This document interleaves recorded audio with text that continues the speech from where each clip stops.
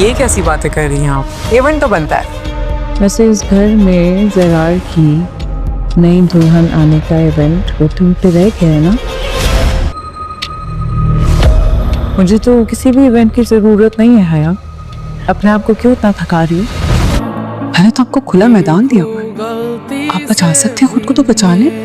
راستے میں نہ آنا میں نے ہے یہ جو بھابھی کی مہربان دوست بنی ہوئی ہو نا تم، مجھ کو اس دوستی کا تو خاتمہ میں کروں گی. کی محنت آخر کار رنگ لے آئی ہے. ارم کی وجہ سے زرار اور سائمہ کا گھر ٹوٹنے سے تو بچ گیا ہے، لیکن یہ بات جو ہے حیا کو بالکل بھی پسند نہیں آ رہی، کیونکہ حیا کی پوزیشن جو ہے وہ ساری خراب ہو گئی ہے.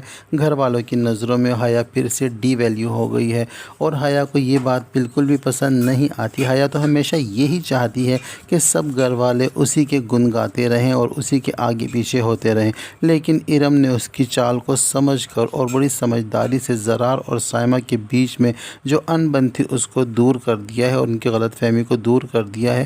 اور جب سائمہ گھر واپس آ جاتی ہے تو گھر والے حیران بھی ہوتے ہیں اور مستور مبارک کو بھی خوشی ہوتی ہے کہ سائمہ اپنے گھر واپس آ گئی ہے. اور سائمہ کے واپس گھر آنے سے زرار بھی پھر سے کھل اٹھا ہے اور زرار بھی بہت زیادہ ہیپی موڈ ہے اور سائمہ بھی اپنے گھر واپس آ کر بہت خوش ہے.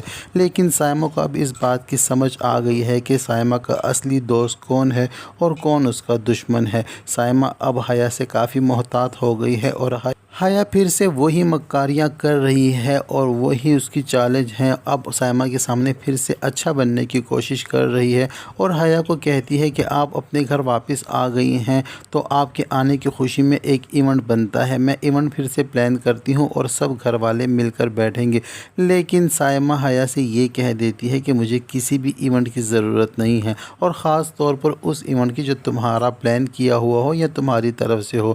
ہاں تمہیں تو ایونٹ کی طلب ضرور ہو رہی ہوگی کیونکہ اس گھر میں زرار کی شادی کا ایک ایونٹ ہوتے ہوتے رہ گیا ہے. تو یہ بات سن کر سائمہ جو ہے یہ بات کہہ کر سائمہ وہاں سے چلی جاتی ہے، لیکن حیا اپنی آپ میں شرمندگی محسوس کرتے ہوئے اس کے پاس کوئی جواب نہیں ہوتا تو بس نظریں جھکا لیتی ہے، کیونکہ حیا نے تو پوری کوشش کی تھی کہ سائمہ کا گھر خراب ہو جائے اور زرار کی دوسری شادی کی تیاریاں بھی اس نے کر لی تھی. یہاں تک کہ اس نے تو مستور مبارک اور رفت بھابھی کے کانوں تک بھی یہ بات پہنچا دی تھی کہ زرار بھائی کی زندگی میں بہت اکیلا پن ہے اور اس اکیلے پن کو دور کرنے کے لیے ہمیں کچھ کرنا چاہیے. اور ان کو بچے نہ ہونے کا بہانہ بنا کر اور یہ کہا ہے کہ آپ کو بھی حق ہے کہ آپ کے بھی بچے ہونے چاہیے، تو آپ کو شادی کا مطلب شادی کرنے کے بعد اس کے ذہن تک پہنچا دی تھی. لیکن جب سائمہ کو یہ پتہ چل گیا ہے کہ ہاں وہ عورت جو تھی کوئی اور نہیں بلکہ حیا ہی تھی جو مجھے کچھ اور زرار کے کانوں تک کچھ اور باتیں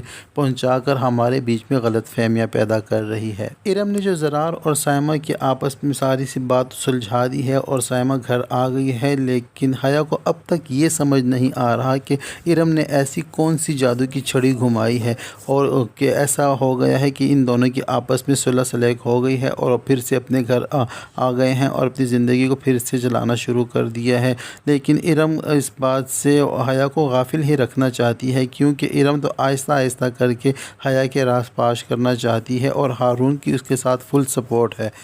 حیا اپنے گھر میں اب بھی ارم کو برداشت نہیں کر پا رہی اور حیا کی پوری کوشش ہے کہ کسی طریقے سے مستور مبارک اس بات پر رضامند ہو جائیں کہ حیا کو ایک کمرے تک محدود رکھیں یا آدم چچا کو اس گھر سے جانے کا حکم دے دیں. لیکن مستور مبارک حیا سے صاف الفاظ میں کہہ چکی ہے کہ یہ تمہارے قد سے اونچی باتیں ہیں، تمہیں ان باتوں میں نہیں پڑنا چاہیے، تم اپنے کام سے کام رکھو. لیکن حیا کی تو عادت ہی ایسی ہے کہ اس کا اپنے کام سے نہیں بلکہ اوروں کے کام میں کام ہوتا ہے. مستور مبارک کے منع کرنے کے باوجود بھی حیا اپنی عادت نہیں چھوڑ رہی اور ارم کا پیچھا کر رہی ہے اور پل پل کی رپورٹ لا کر مستور مبارک کے کانوں تک پہنچا رہی ہے. لیکن ارم بھی اپنے گھر کو سلجھانے میں لگی ہوئی ہے، گھر میں اپنی جگہ پھر سے بنا رہی ہے. ارم نے آج رات کا جو ڈنر تیار کیا تو سب کو آ کر کھانے کی ٹیبل پر جب بیٹھے تو مستور مبارک کو اس بات کی خوشی ہوئی کہ ارم نے جب کھیر لا کر ان کو بڑا جان کر انہی کے آگے کھیر رکھی تو مستور مبارک آخر بول پڑی کہ ہمارے हमारे घर में तो खाना इकट्ठे खाने का रिवाज तो जैसे ख़त्म ही हो चुका था। और मुझे लगता है कि मैं जब से उम्रे से वापस आई हूँ तो मेरे उम्रे पर जाने का ही सबको इंतज़ार था। ये खाने की टेबल तो मेरे उम्रे पर जाने के दौरान ही उजड़ गई थी। तो मैंने भी किसी को ज़ोर नहीं दिया और मजबूर नहीं किया कि हम सब मिलकर खाना खाएं और बैठें।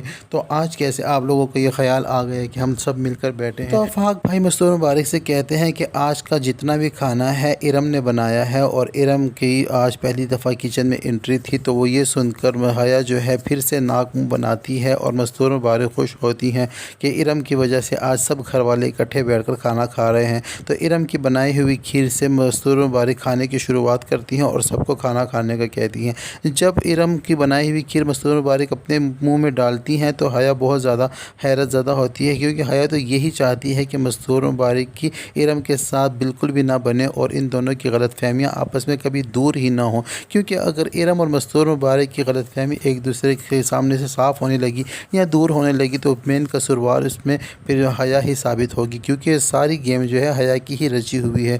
तो हया ऐसा हरगिज़ भी नहीं चाहती कि मस्तूर मुबारक के सामने हया को बेइज्जत या शर्मिंदा होना पड़े। लेकिन खाने की टेबल पर आफाक की चेयर को खाली देखकर मस्तूर मुबारक फिर से अफसरदा हो जाती हैं और ये कहती हैं कि जब ये टेबल खाली होती है तो अब सब लोग अपने अपने कमरों में खाना खाते हैं, तो इस टेबल की खाली कुर्सियाँ मुझे बहुत तकलीफ़ पहुँचाती हैं। तो इरम आगे से जवाब देती है कि आप फ़िक्र न करें, इन कुर्सियों के जो बैठने वाले हैं वो बहुत जल्द इस घर में होंगे और आपके साथ इकट्ठे बैठकर खाना खाएंगे। तो मस्तूर मुबारक कहती है कि आगे से कहती हैं कि इंशाअल्लाह। तो ये सुनकर भी हया नाक मुँह बनाती है और रोहाम की तरफ देखती है। सब खाना शुरू करते हैं लेकिन हया बुत बनकर बैठी होती है और खाना खाती ही नहीं है। इसके बाद जब हया और इरम एक दूसरे से आमने सामने होती हैं तो इरम तो इस हया से बात तक करना पसंद नहीं करती, लेकिन हया से बिल्कुल भी सब्र नहीं होता। हया फिर से इरम को चोट पहुंचाने की कोशिश करती है और उसे ताना देती है और कहती है कि ये जो चोचले तुम इस घर में कर रही हो, मैं ये तुम्हें इसमें कामयाब होने नहीं दूँगी। तो इरम भी आगे से जवाबन कहती है कि मैंने तो आपको खुला मैदान दिया हुआ है, जो मर्ज़ी आती है वो करें, जो दिल करता है वो करें, मैं किसी से डरने वाली नहीं हूँ। तो ये जवाब सुनकर हया को फिर से गुस्सा आता है, लेकिन हया इस वक्त इतनी बेबस और मजबूर है कि वो चाहते हुए भी इरम के साथ कुछ भी ऐसा गलत नहीं कर सकती।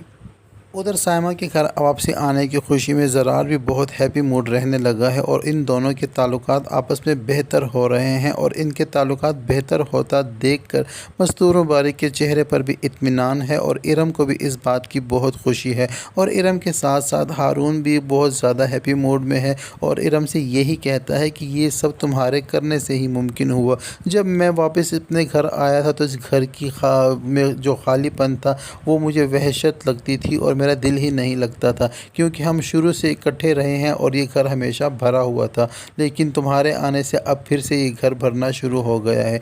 तो इरम भी हारून से ये कहेगी कि बस तुम मेरा साथ देते रहो तो फिर देखो कि आगे और क्या होता है, और जो इस घर का दुश्मन है मैं उसका सफाया कर कर ही रहूँगी। और हया को अभी इस वक्त मुश्किलात का सामना करना पड़ रहा है, क्योंकि हया के सामने फिर से अब दो मुकाबलेबाज खड़ी हैं और दोनों हया की हकीकत जान चुकी हैं और अब दोनों मिलकर हया को ठिकाने लगाने का प्लान बना रही हैं। तो ये सब कुछ होने जा रहा है ड्रामा सीरियल हया के आने वाले एपिसोड में। अब तक के लिए इतना ही। वीडियो पसंद आए तो वीडियो को लाइक और चैनल को सब्सक्राइब करना ना भूलें। मिलते हैं नेक्स्ट वीडियो के साथ।